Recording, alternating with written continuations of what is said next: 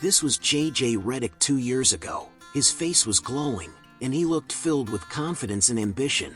2 years later, gray has already appeared around his temples, and exhaustion is written all over his face.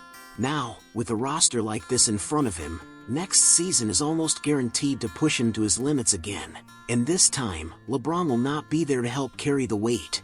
During his first 2 seasons as head coach of the Lakers, Redick produced real progress, but he also revealed several weaknesses that could now decide his future.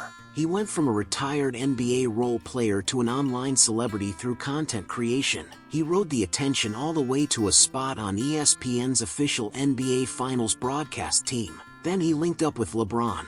Their podcast introduced him to the entire world. Finally, in 2024, he successfully won over the Lakers front office and landed the head coaching job.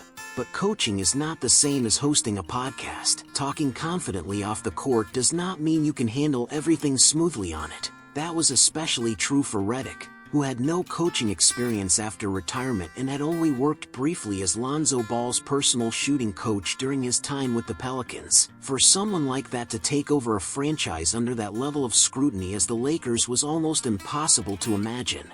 And yet, Redick led the Lakers to 50 regular season wins in each of his first 2 seasons. He became the first Lakers head coach since Phil Jackson to lead the team to 50 wins in back-to-back seasons. For a rookie coach who had only just started coaching, that was unquestionably impressive. In fact, it was partly because of his arrival that the Lakers finally escaped the play-in and finished inside the top 6 in the West for 2 straight years. For Lakers fans who had grown used to playing an extra game just to reach the playoffs, was that not genuine progress? But the cost was just as significant. During the 2024-25 season, Anthony Davis played 38 of the Lakers' first 41 games. Then he went down against the Philadelphia 76ers. That turned out to be the final game of his Lakers career. Before that, no coach had dared to make AD play that frequently with only half the season completed. That year, Redick led the Lakers to a 50-32 record and the number 3 seed in the West. But in the playoffs, they were upset in the first round by the 6th-seeded Timberwolves and eliminated 4-1.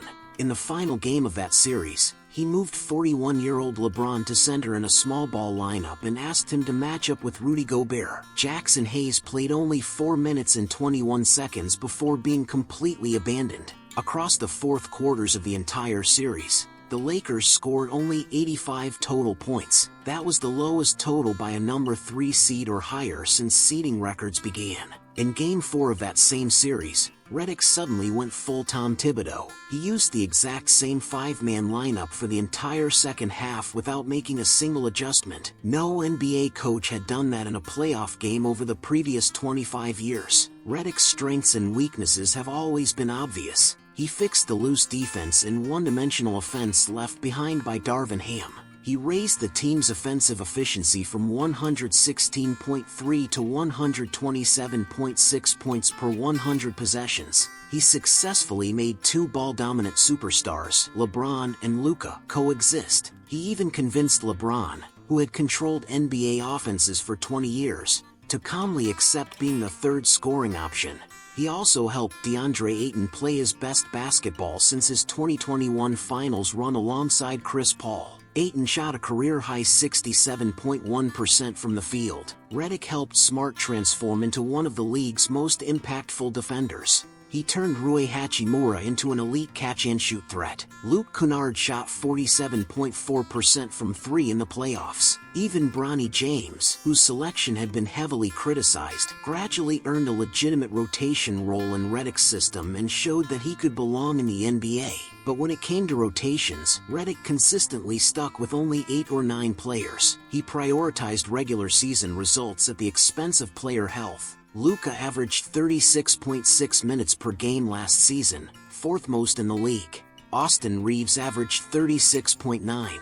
Even LeBron, already in his 40s, played more than 33 minutes per game. By the middle of March, Luka had already started experiencing hamstring discomfort. Redick still played him 38.2 minutes per game. Across 17 games that month, Luka played more than 40 minutes 12 times. That eventually led to a grade 2 hamstring strain and the disastrous consequence of him missing the entire postseason.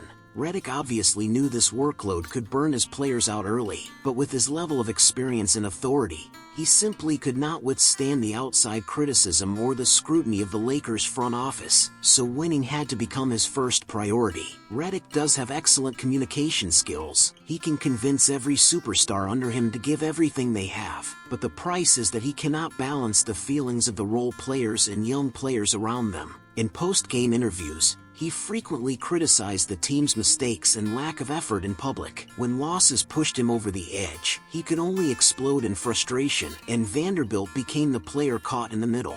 Adou clearly has intriguing talent, but last season, he appeared in only 22 games and played just 129 total minutes. Redick had no real coaching experience that could automatically earn the trust of his role players, and he lacked the ability to tailor his approach to different kinds of players. Because of the pressure, he was hesitant to give his role players bigger responsibilities. Lakers fans complained every day that the bench was not good enough. But did Redick ever truly give those players a chance? The most unfortunate case was undoubtedly Connect. People say he collapsed mentally after the Mark Williams trade fell apart, but in reality, he became one of the casualties of Redick's attempt to establish his system and authority inside the locker room last season.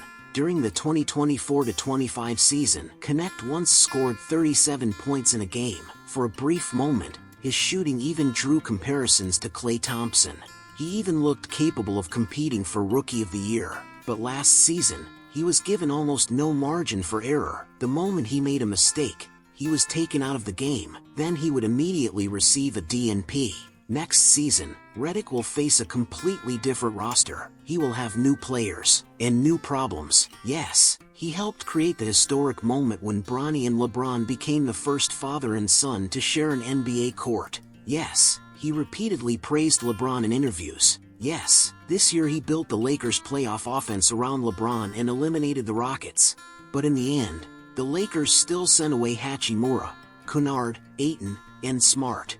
Those were all crucial pieces in the system Redick had built around LeBron. Their departures were a major blow to the system Redick had built. So now, Redick is trapped in an extremely difficult position. On one side, the people above him are demanding that he support Luka. On the other side, his personal relationship with LeBron has helped him recognize just how ruthless the Lakers front office can be. Of course, as a head coach who still needs to support his family, Redick will never openly show his dissatisfaction with the front office through his actions, but judging by how suddenly exhausted and visibly older he has looked recently, it is clear that his pressure is no lighter than anyone else's inside the Lakers organization. So now that LeBron has left the Lakers, can Redick stay composed and still lead this team to a strong season?